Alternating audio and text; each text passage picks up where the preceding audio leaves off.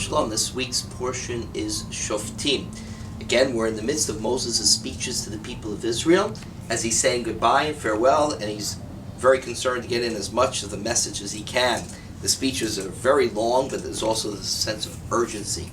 We can almost hear him speaking as we read the words. The sentences sometimes are run-on sentences because he's so anxious to deliver the message. He's very concerned about the future. Now, one of the concerns in this week's Parsha, it's fascinating, has to do with the role of the prophet. Now, Moses himself is a prophet, right? He's a Navi. In fact, it says, Lo kam b'Yisrael k'Moshe od Navi. Never again will there arise a prophet of the stature of Moses. But Moses understands also there's a danger in his power, because the people were basically willing to follow Moses in almost anything he did. And the few times they rebelled against him, it didn't go well for them.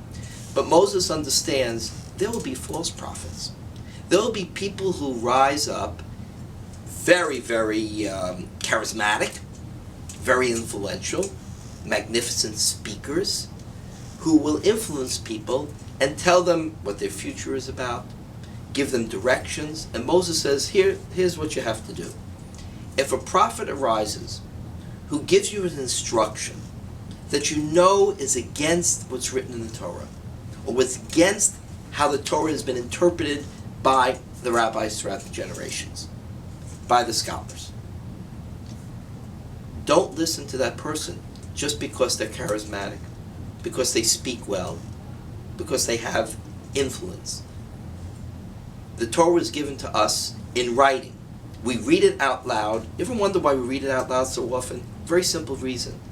It's because the rabbis were afraid that we would be led by people and not by the written word. We're led by people, but those people have to be interpreting and teaching the written word.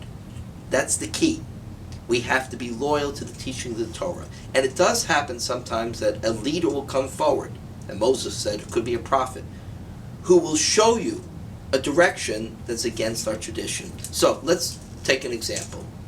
We know that we don't believe in reading palms. We don't believe in predicting people's future. The future unfolds based upon our behavior and our interaction with others. And we can't predict the future.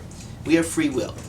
If someone comes, has a long beard, really nice blue eyes, speaks beautifully and softly and convincingly, and says, I can tell you your future. I have that power. That's what I have as a rabbi. Then you know that's against our tradition. And as nice as the person might be, as convincing as they might be, as blue as the ocean as their eyes might be, as long as their beard might be, as kosher as they might keep, it doesn't matter. What matters is they can't move you in a direction that's away from the Torah. If someone comes and says to you that the soul of a Jew is on a higher level than the soul of a non-Jew, and you've heard teachers say that, you know the Torah teaches that that's not true. The only thing that differentiates a Jew from a non-Jew is that we have a Torah to observe.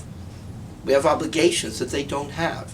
There's nothing about us as a nation in terms of our genes or in terms of our souls that make us superior to anyone. We just have the gift of the Torah, so we have obligations as a Jew.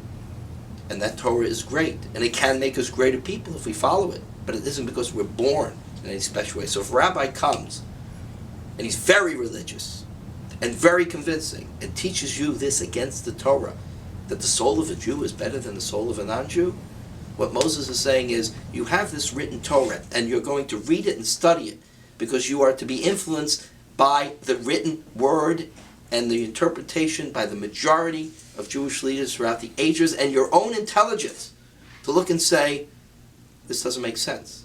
This isn't what our tradition says.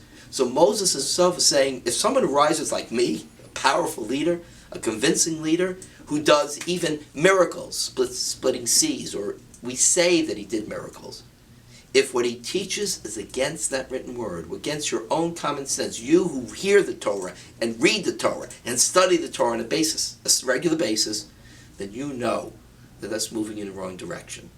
It's an extremely important lesson because so many cultures, so many societies have been moving in the wrong direction. I'm thinking of radical Islam, right? We're not supposed to say that. We know there is radicalism and there's Islam. The radical Islamists are being led by people who are, you ever see them speak, even if you don't understand Arabic, they are powerful, powerful speakers. But they're leading a certain group of them in a wrong direction, because that's not what Islam's about. It isn't about forcibly conquering others. It may have been one time in the distant past, but it's not what it's about now. Yet there are those who are telling them that's what it says. That's what you should follow. And they're powerful, convincing leaders. They're almost prophetic. And they've led some people in the wrong directions, wreaked havoc in the world. That can happen in any culture, it can happen in any religion, it can happen in any society. So Moses says, before he passes on, if someone arises, a powerful personality, a charismatic personality, but he teaches something that goes against your own common sense, against your own decency, against the Torah that is read out loud in which you study, you don't follow that leader. You follow the ancient tradition, you follow the ethic and moral that you know is correct, and you push that leader aside. It's a very important lesson for every community, because every community is in danger of being led astray, particularly in difficult times, by very powerful and charismatic people who perform miracles, or they talk of the miracles, and people tend to follow them. What a great lesson, what a great gift that Moses gave to the people before he left them from the other side of the Jordan. We wish you a Shabbat Shalom.